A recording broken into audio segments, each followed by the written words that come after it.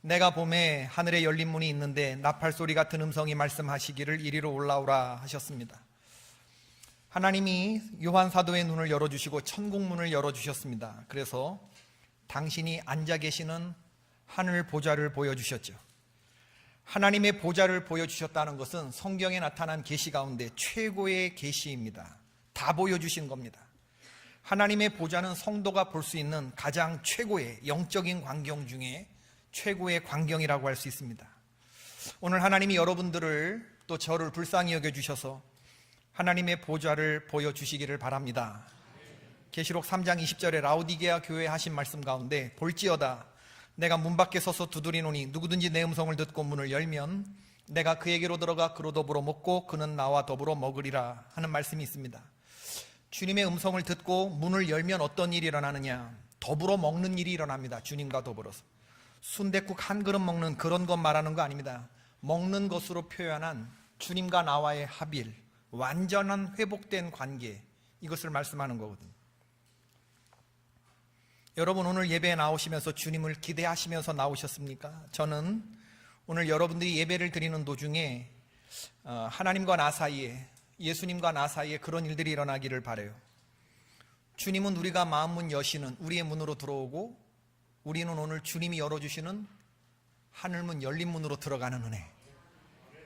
그래서 신령한 하나님의 나라를 보게 되는 요한 사도가 보았고 스데반이 보았고 바울이 보았고 베드로가 보았고 에스겔이 보았고 다니엘이 보았던 계시 중에 가장 끝판왕 계시, 하나님의 보좌를 보는 순간 우리의 삶은 흔들리지 않는 거거든요. 귀로만 듣던 하나님을 눈으로 보는 역사, 누가 뭐라고 해도 아무리 끔찍하고 고통스러운 환경이 흔들어도 흔들리지 않는 믿음의 사람들이 되는 역사는 어디서부터 시작되느냐? 흔들리지 않는 하나님의 보좌, 그 보좌를 보는 사람들이 흔들리지 않습니다. 앞선 4장의 내용에서 사도 요한은 무엇을 보았습니까? 보좌에 앉으신 보석빛 같고 무지개 모양 같은 것으로 빛나는 하나님을 보았습니다. 그리고 그 보좌에 둘러서 있는 흰옷을 입고 머리에 금관을 쓰고 있는 24 장로들을 보았습니다. 보좌로부터 나오는 번개와 우레소리와 음성 같은 것을 들었습니다. 하나님의 보좌 앞으로 수정강같이 흐르는 바다가 있는 것을 보았습니다. 보좌 주변에 앞뒤로 눈이 가득한 네 생물을 보았습니다. 사자 같고 송아지 같고 독수리 같고 사람 같은 것. 사자는 가장 품위 있는 짐승이고 황소는 가장 강한 짐승이고 독수리는 가장 민첩한 피조물이고 사람은 가장 지혜로운 피조물이죠. 이 네 생물은 하나님이 지으신 모든 피조물들을 대표합니다. 피조물들의 눈이 가득하다는 것은 이들이 완전히 깨어 있다는 것을 의미하죠. 하나님의 보좌 앞에 도열한 모든 존재들 가운데 어느 하나도 눈이 흐릿하거나 눈이 개슴츠레하거나 졸려워서 반쯤 감겨 있거나 이런 눈은 하나도 없습니다. 안팎에 모든 보좌에 하나님의 보좌를 중심으로 명료하게 깨어있는 의식으로 그렇게 질서정연하게 도열하고 있다. 그들이 하나님을 찬양하고 있다. 그 얘기를 하는 거죠. 24 장로들은 보좌에 앉으신 이 앞에 엎드려 경배하며 찬양합니다. 요한계시록 4장 11절의 말씀이죠. 우리 주 하나님이여 영광과 존귀와 권능을 받으시는 것이 합당하오니 주께서 만물을 지으신지라 만물이 주의 뜻대로 있었고 또 지으심을 받았나이다 하더라. 그리고 또 뭐를 보느냐 하면 요한 사도가 5장 6절에 보니까 보좌와 네 생물과 24 장로들 사이에 7뿔과 7눈이 있는 한 어린 양이 서 있는 것을 봅니다. 이 어린 양은 일찍이 죽임을 당한 것 같다고 했는데 이 어린 양이 보좌에 앉으신 성부 하나님으로부터 7인으로 봉해진 두루마리를 건네받으시는 분이라고 했습니다. 이 세상을 다스리는 하나님의 통치 방식을 알고 계시는 천국 비밀의 1급 취급자, 세상을 통치하시고 앞으로 어떻게 우리의 역사가 진행되어 갈지 우리의 종말을 알고 계시는 봉해진 두루마리를 가지고 계시는 천국 비밀의 1급 취급자가 보좌에 앉으신 이와 그 옆에 서신 예수 그리스도인 줄로 믿습니다. 사도 요한은 그분이 예수님인지 한눈에 알아봐요. 일찍이 죽임당한 어린 양 예수 그리스도. 우리 찬송가에는 파니 제인 크로스비라고 하는 여인의 찬송곡이 많이 있는데 그 가운데 240장 찬송이 있죠. 주가 맡긴 모든 역사 힘을 다해 마치고 밝고 밝은 그 아침을 당할 때 요단강을 건너가서 주의 손을 붙잡고 기쁨으로 주의 얼굴 배우리. 4절 가사. 영화로운 시온성에 들어가서 시작. 영화로운 시온성에 들어가서 다닐 때 흰 옷 입고 황금길을 다니며 금검은고 맞추어서 새 노래를 부를 때 세상 고생 모두 잊어버리리. 후렴. 나의 주를 내가 그의 곁에 서서 배우며 나의 주를. 그 다음에 가사가 중요합니다. 우리는 천국에서 예수님을 찾으려 헤매지 않습니다. 딱 보면 압니다. 척 보면 압니다. 어떻게 알아요? 손에 못자국을 보아 알겠네. 나를 위해 십자가에 못 박히신 그 손, 굵은 대못에 못 박히신 주님, 죽임당한 어린 양, 저와 여러분의 주홍 같고 진홍 같은 죄를 흰눈보다 더 양털보다 깨끗하게 해주시려고 우리를 깨끗한 모습으로 하나님 앞에 서게 하기 위해서 당신이 죽어주신, 손에 못 박히신 그 주님을 우리가 한눈에 알아보게 될 줄로 믿습니다. 요한계시록 5장은 4장의 연장선상에 있습니다. 특별히 오늘 5장에는 세 가지가 등장하는데 그것이 뭐냐면 첫 번째는 두루마리입니다. 1절이죠. 내가 봄에 보좌에 앉으신 이의 오른손에 두루마리가 있는데 안팎으로 썼고 7인으로 봉하였더라. 이 안팎으로 썼다, 임봉했다, 이 얘기는 출애굽기 32장에 나오는 얘기고 에스겔 2장 9절로 10절에 나오는 얘기입니다. 사도 요한이 그냥 만들어내는 얘기 아니고 이미 요한계시록은 앞에 나와 있는 65권의 모든 내용들이 다시 한번 언급되고 있고 재해석되고 있고 탁월한 표현 방식으로 나와 있는 것뿐이다. 그런 말씀을 지난 시간에 드렸는데, 오른손에 책이 있다는 것은 하나님의 역사를, 하나님이 미래를 주권적으로 결정하시는 분이라는 그런 뜻이 있는 거예요.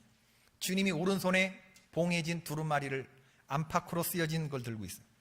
출애굽기 32장 15절 16절. 모세가 돌이켜 산에서 내려오는데 증거의 두 판이 그 손에 있고 그 판에 양면 이편 저편에 글자가 있으니 그 판은 하나님이 만드신 것이요 글자는 하나님이 쓰셔서 판에 새기신 것이더라. 하나님이 쓰셨어요. 하나님이 양면에 쓰셨어요. 에스겔 2장 9절로 10절의 말씀은 내가 보니 한 손이 나를 향하여 펴지고 그 손에 두루마리 책이 있더라. 그가 그것을 내 앞에 펴시니 그 안팎에 글이 있는데 애가와 애곡과 재앙의 말이 기록되었더라. 두루마리 책의 성격은 뭐냐면 심판과 재앙의 의미를 담고 있습니다. 실제로 봉해진 인들이 벗겨지면서 7인으로 봉해져 있는데 7인이 하나씩 열려지면서 7인의 재앙, 7 나팔의 재앙, 7 대접의 재앙이 내용이 이제 앞으로 계속 이어지는 거예요. 요한계시록은 진노와 심판의 내용을 담고 있지만 성도 편에서 보면 승리와 구원, 완성의 역사를 의미합니다. 다니엘 12장 4절 9절의 말씀이 결정적인 힌트가 되죠. 다니엘아, 마지막 때까지 이 말을 간수하고 이 글을 봉함이라. 많은 사람이 빨리 왕래하며 지식이 더하리라. 12장 9절. 그가 가로되 다니엘아 갈지어다. 대저 이 말은 마지막 때까지 간수하고 봉함할 것임이니라.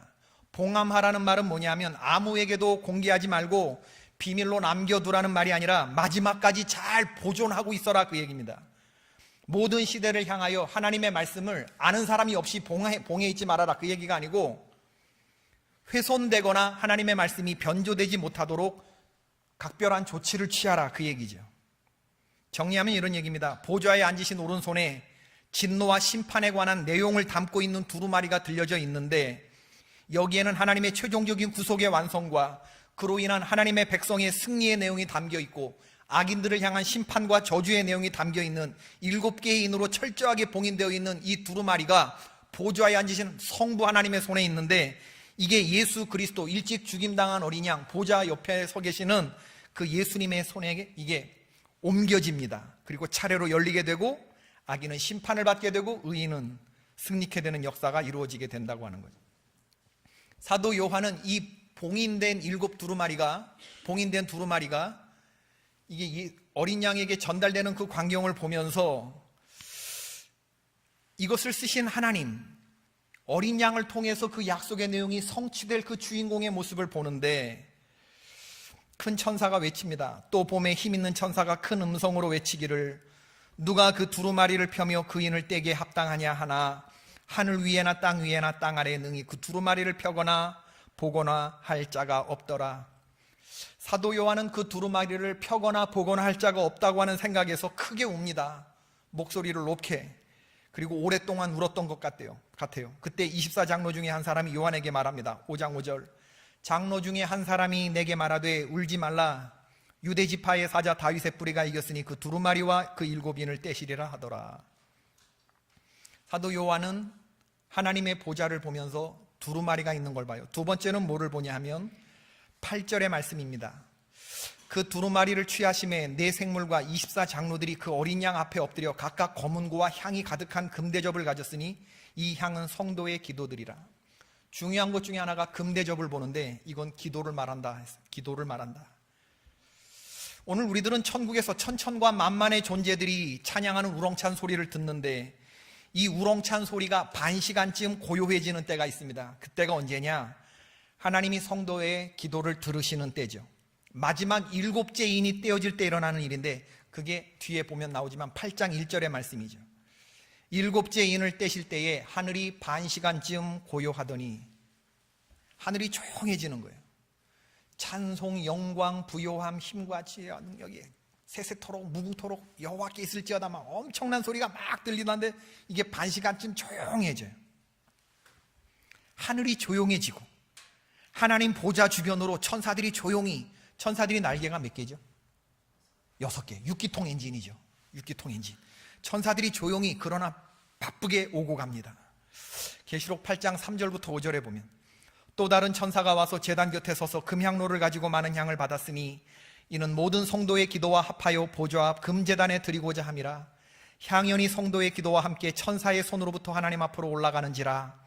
천사가 향로를 가지고 제단에 불을 담아다가 땅에 쏟음에 우레와 음성과 번개와 지진이 나더라. 여러분, 우리의 기도가 하나님 앞에 귀하게 취급되어진다는 것을 어떻게 알 수 있느냐? 하나님께서 성도의 기도를 참 귀중하게 여긴다는 걸 어떻게 알 수 있느냐?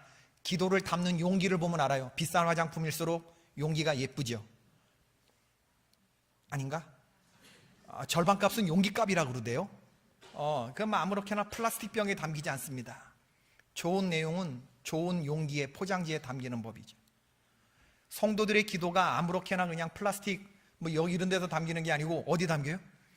금향로 대접에. 요한이 생각할 때 당시에 이 결제 올릴 때 그 받침이 금향로가 가장 자기가 아는 최고의 표현이어서 금향로라 쓴 거예요. 하나님이 그것을 보시는데 천사들이 하늘은 조용하고 반시각쭉 부지런히 금향로를 하나님 앞에 왔다 갔다 하는데 그 대접에 담긴 건 뭐냐면 지상에서 올라온 성도들의 기도가 담긴 바로 그런 것들인데 하나님이 그거를 결제를 어떻게 하시느냐? 그 기도에다가 제단 앞 향로에 불을 더해 주신다는 거예요. 하나님이 보시고 결제해 주신 기도가 이제 다시 기도한 사람에게 되돌려질 때 이걸 응답이라 하는데 이렇게 하나님이 보시고 결제를 돌릴 때 땅에서 어떤 일이 일어나느냐? 우레와 음성과 번개와 지진이 일어난다. 한마디로 땅이 뒤집힌다는 겁니다. 뒤집힌다. 이것을 역전적 뇌성이라고 했습니다. 역전적 뇌성. 성도의 기도는 결코 가볍게 취급되지 않습니다. 금향로 대접에 취급되고 오늘 하나님이 들으시고 다시 그 기도자에게 돌리실 때는 제단 앞에 있는 향의 불제단에 불이 더하여져서 땅으로 던져지게 되는데 여러분의 기도가 응답될 때는 천지가 진동하는 역사가 일어날 줄로 믿습니다. 그러므로 여러분 하나님의 뜻대로 기도를 올리셔야 돼요. 성경에 나와 있는 내용입니다. 하나님이 기도를 들으십니다. 할렐루야. 여러분의 기도를 들으실 줄로 믿습니다. 여러분의 기도가 응답되어서 악인들이 벌 받게 될 것이고 여러분이 그렇게 간절히 눈물로 기도했던 사람 홀가닥 뒤집혀지는 역사가 있을지어다. 세 번째로는 찬송입니다. 오늘 본문에 등장하는 가장 아주 대표적인 그런 건데 찬송은 말보다 강력한 의미를 담고 있죠. 찬양이 얼마나 중요하게 취급되는지 모릅니다. 오늘 어린 양이 임봉된 두루마리를 취하실 때 조용히 네 생물과 24장로들이 하는 게 뭐냐면 조용히 찬송을 준비해요. 조용히 금향로 대접을 준비하고 있습니다. 검은고와 향이 가득한 금대접을 준비하다. 검은고는 영어 성경에 보니까 하프라고 돼서 하프, 가장 아름다운 악기를 상징하죠. 성도들의 찬송과 기도, 이런 것들이 아주 성스럽게 진실되게 준비되고 있는 모습을 봅니다. 어린 양이 임봉된 두루마리를 하나님으로부터 취할 때 송영이 우렁차게 울려 퍼지는데 11절에 보니까 그 소리가 천천히요 만만이라 했습니다. 일부가 부르는 게 아니라 모든 사람들이 끼리끼리 부르는 노래가 아니고 모두가 합창하는 찬양이 올려진다는 거예요. 그 찬양의 내용은 뭡니까? 그것은 죽임을 당하셨지만 끝내 이기시고 부활하신 어린 양 예수 그리스도께 영광을 돌리는 그러한 가사로 되어 있죠. 우리 주 예수 그리스도께만 있는 게 뭐예요? 능력과 부요함과 지혜와 힘과 존귀가 그에게 있다. 할렐루야. 그런데 세상의 왕들이 이것들이 자기에게 있는 줄 알았거든요. 그러니까 교만이 행하고 있지만 성도는 예배를 드리는 과정에서 오직 이런 단어들은 하나님께만 어울리는 단어라는 걸 믿음으로 고백하는 사람들이죠. 능력과 부와 지혜와 힘과 존귀와 영광과 찬송을 받으시기에 합당하신 도미티안 황제, 이기를 원했어요. 도미티아누스가, 로마의 황제가. 그러나 하나님의 백성들은 이것을 고백하지 않으면 사자굴에 던져지고 원형 경기장에 던져지고 막 이러면서도 능력과 부와 지혜와 힘과 존귀와 영광은 도미티안 황제에게 있는 것이 아니고 죽임당하신 어린 양 예수 그리스도에게만 이 단어가 어울리는 분이라는 걸 우린 믿음으로 고백하는 사람들인 줄로 믿습니다. 능력과 부와 지혜와 힘과 존귀와 영광을 받으시기에 합당하신 경애하는 지도자 종지 어울리나요? 능력과 부와 지혜와 힘과 존귀와 영광 찬송받으시기에 합당한 트럼프 어울리나요? 시진핑 주석 어울리나요? 여러분, 능력, 부, 지혜, 힘, 존귀, 영광, 찬송은 사람하고 어울리는 단어가 아닙니다. 인간이 소유할 수 없는 단어들이에요. 이런 단어들은 하나님이 가지신 것을 우리는 주님이 우리에게 능력이 잠깐, 부요함이 잠깐, 지혜와 힘과 존귀와 영광 이런 것이 잠깐 머문다면 이건 내 겁니까? 주님 겁니까? 주님의 것인데 주님이 잠깐 우리에게 능력을 허락하시는 거고 부요함을 허락하시는 거고 물질을 허락하시는 거고 주님이 우리에게 힘을 잠깐 허락해 주시는 거고 우리가 누구로부터 존귀함을 받는다면 그 하나님이 잠깐 우리에게 맡아주시는 거고 그러니까 이 소유권이 누구에게 있어요? 내게 있어요? 주님께 있어요? 주님께 있어요. 교만하면 돼요? 안 돼요? 안 된단 말이에요? 안 된단 말이에요. 내게 허락하시는 한도 내에서 맡아 관리하다가 마땅히 주님의 맡으신 일을 한 후에 다시 주님께 돌려드리는 이런 정신을 뭐라고 한다? 청지기 정신이라 한다. 청지기 정신이라 한다. 그리고 이 찬송 맨 마지막에 무슨 단어가 등장하느냐? 14절 말씀이죠. 내 생물이 이르되 아멘 하고 장로들은 엎드려 경배하니라. 천상의 예배의 맨 마지막 단어는 뭐예요? 아멘으로 끝난다. 아멘. 아멘은 우리를 받아주시고 천국문을 열어주시는 하나님께 우리가 전 존재로 화답하는 것입니다. 복음서에는 66번 나오는 게 뭐냐면 63번 나오는 게 뭐냐면 내가 진실로 진실로 너희에게 말한다. truly, truly. 예수님의 말씀, 도무지 변경될 수 없는 하나님의 긍정, 이게 아멘인데 아멘, 아멘, 레고 휘민. 순교자 저스틴은 2세기 중반의 기독교 성도들의 예배 모습을 묘사하면서 예배 도중에 기도가 끝날 때 언제나 회중이 우렁찬 아멘과 함께 에페오페메이, 박수를 치면서 큰 소리로 에페오페메이, 아멘을 외쳤다는 겁니다. 아멘은 기도 응답의 확신을 말하는 거죠. 모든 예배는 아멘으로 끝나는 거예요.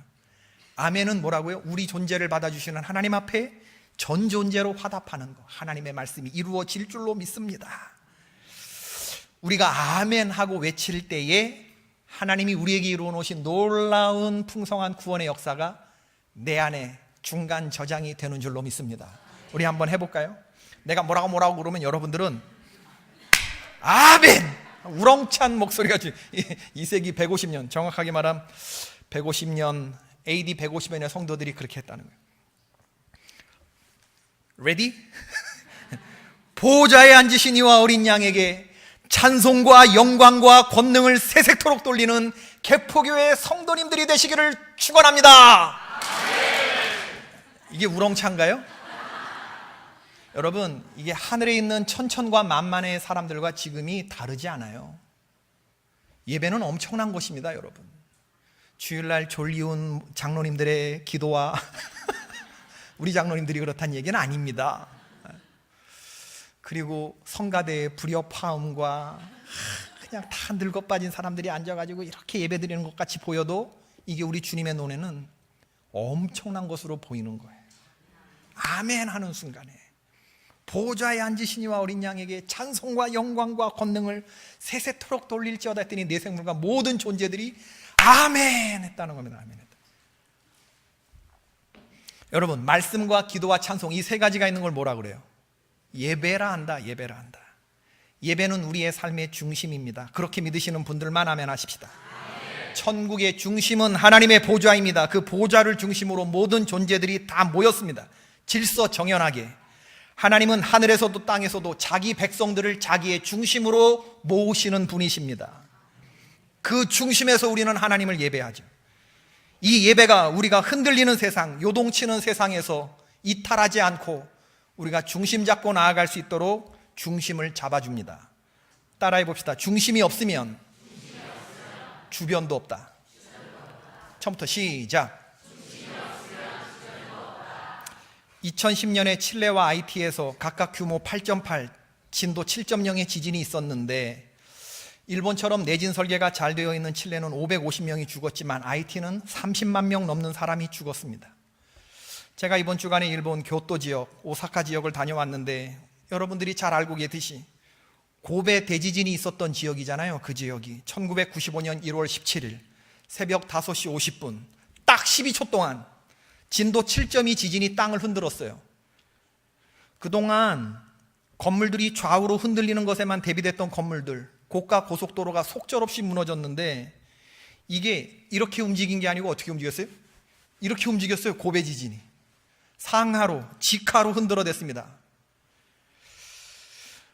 12초 동안 흔들었는데 어떤 일이 일어나요? 사망자 6,434명, 부상자 4만 3천 명, 주택 50여만 채가 붕괴되었고 이재민 20여만 명, 재산 피해 14조 1천억 엔, 당시 일본의 GDP의 2.5%에 해당하는 금액이 12초 만에 날아간 거예요.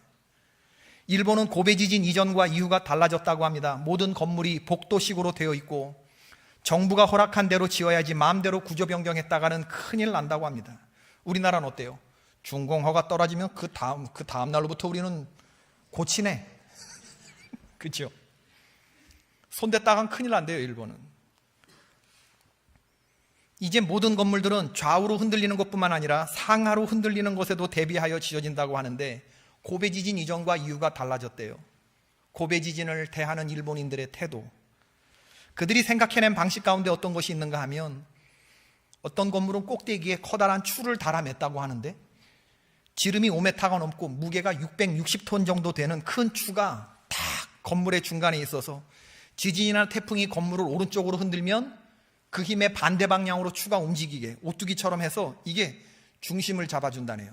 건물 중심에 660톤 정도 나가는 큰 구 같은 게 추가 있어서 영적인 원리로 보아도 그렇습니다.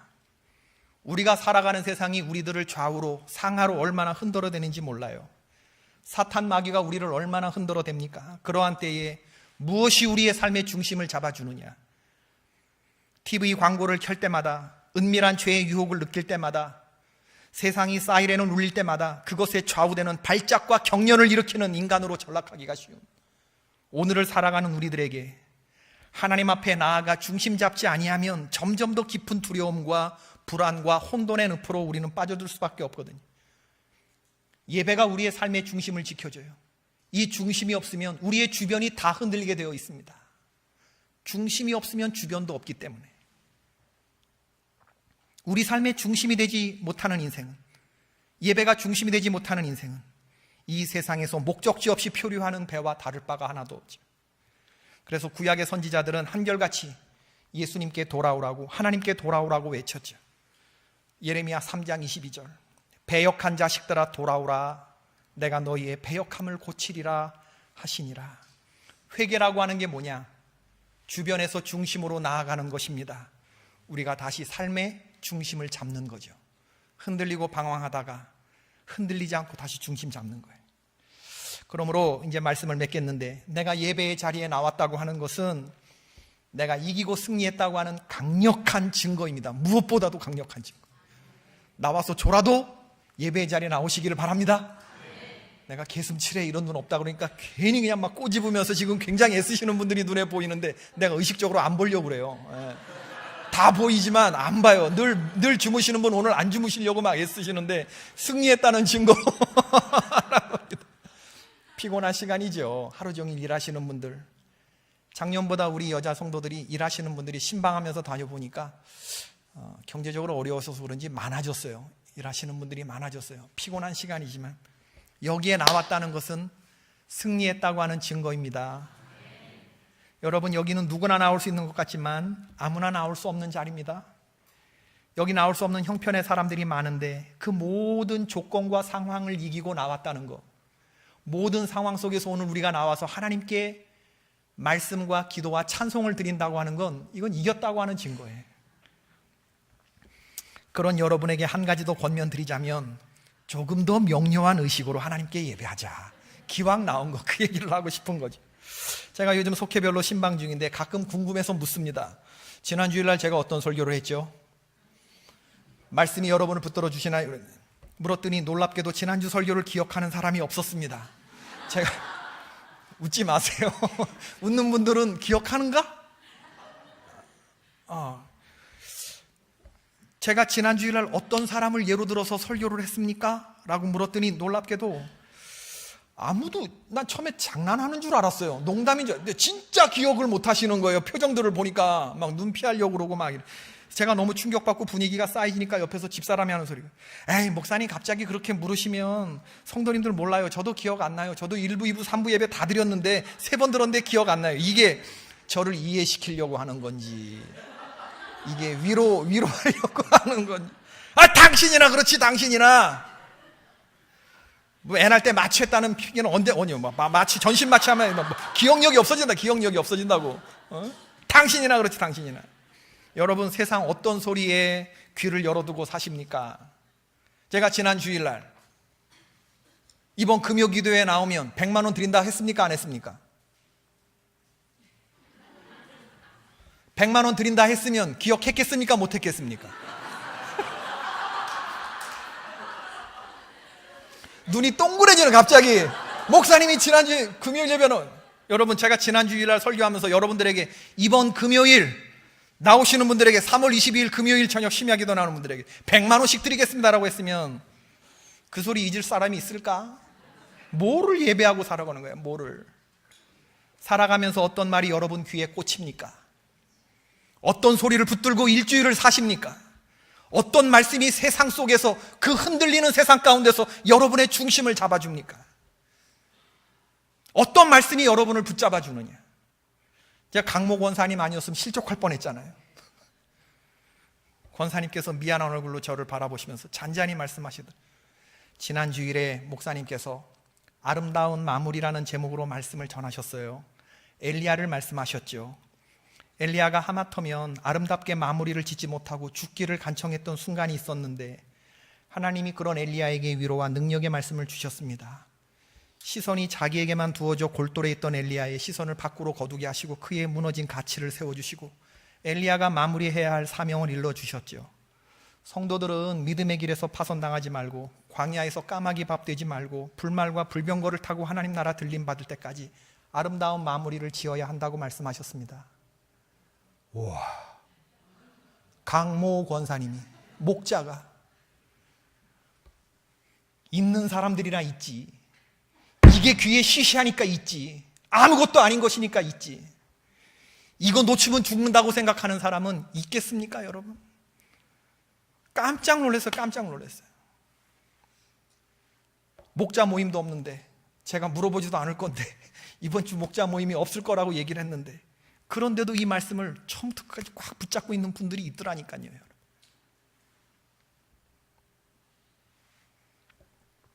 기억하면 말씀 붙들고 일어서게 되는 것입니다. 기억하면 사는 겁니다.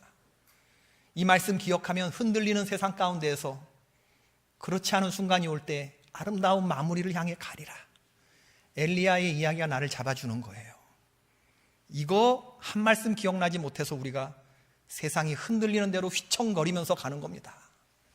사탄 마귀가 갖고 노는 대로 놀림을 당하다가 오늘은 여기까지, 내일 또 놀게. 우리가 그렇게 점점 깊은 늪으로.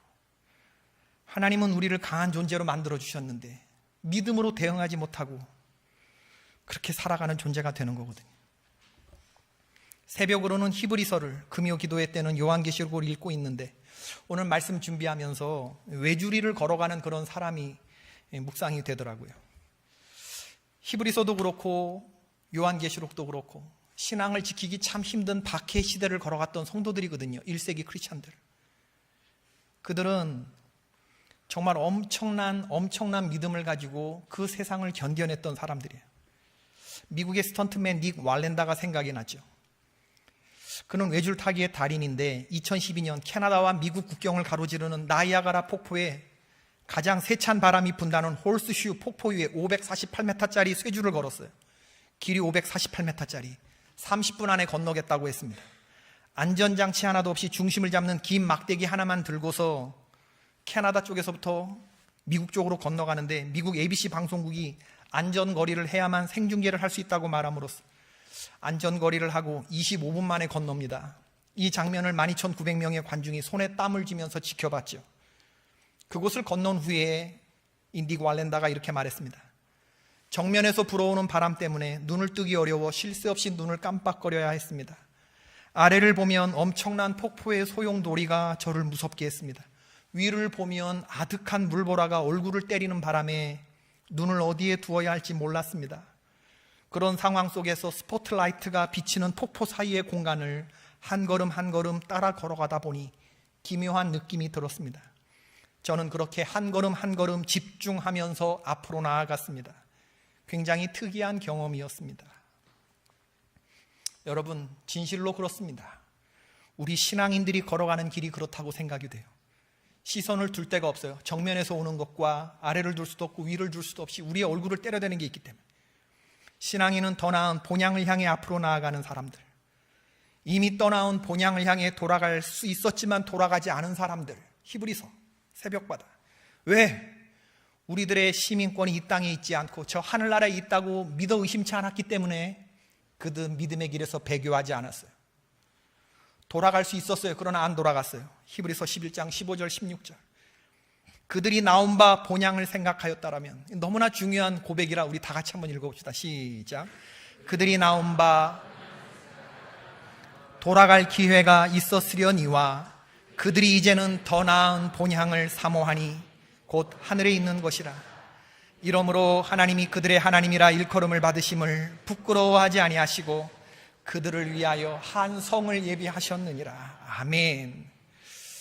돌아갈 수 있었지만 세상으로 돌아가지 않고 이 땅에서 박해를 받았지만 하나님 나라에 시선을 두고 그 나라의 말씀을 붙들고 톱으로 켜고 죽는 여러 가지 모진 고문이 있었지만 견디고 이긴 그런 사람들에게 하나님이 나는 제 하나님이야 라고 부르심을 받기에 부끄러워하지 않으셨다는 거예요. 그리고 그들을 위하여 한 성을 예비했다. 새로운 예루살렘, 천국을. 우린 오늘 성경 말씀을 통해서 가장 힘들고 어려운 시기를 살아갔던, 그렇지만 반대로 로마 제국 내에서 가장 건강한 삶을 살았던 성도들과 교회의 모습을 봅니다. 예수 그리스도의 보호 아래에 있는 교회, 성령의 보호와 능력 가운데 있는 성도들의 모습이죠. 요한 사도를 비롯한 그때 그 초대교회 성도들은 그런 모습으로 살다가 갔는데 이젠 우리 차례가 아니겠습니까? 눈 뜨면 지옥 같은 현실, 그러나 눈 감으면 주님이 열어주시는 천국을 보면서 힘들고 어려워도 어떤 일이 있어도 예배를 사모하고 공예배에 나와 하나님 앞에 기도하고 찬송하고 말씀을 받고 기억하고 이걸 붙잡아야 나는 세상에서 산다고 말하는 성도들, 멋지지 않습니까? 하나님이 그들의 하나님이라 일컬음을 받는다는 거예요. 오늘 우리들의 모습을 보세요. 그 결과 그들이 믿음의 영적 엘리트들이 되었던 거죠. 로마 제국이 박멸하려고 했던, 진멸하려고 했던 그 성도들, 그러나 멸종되지 않고 꿋꿋이 살아서 마침내 천연기념물 성도들이 되어서 하나님 나라의 영광을 지켜낸 그 한 사람, 하나님의 나라를 보면서 눈 뜨면 지옥 같은 현실이지만 밤모섬에서 하나님의 나라 보좌 중심을 보면서 살았던 사람, 우리가 그렇게 살아야 되지 않습니까? 여러분 인생에 어떤 족적을 남기시려고 해요? 어떤 소리에 귀 열고 살으실래요?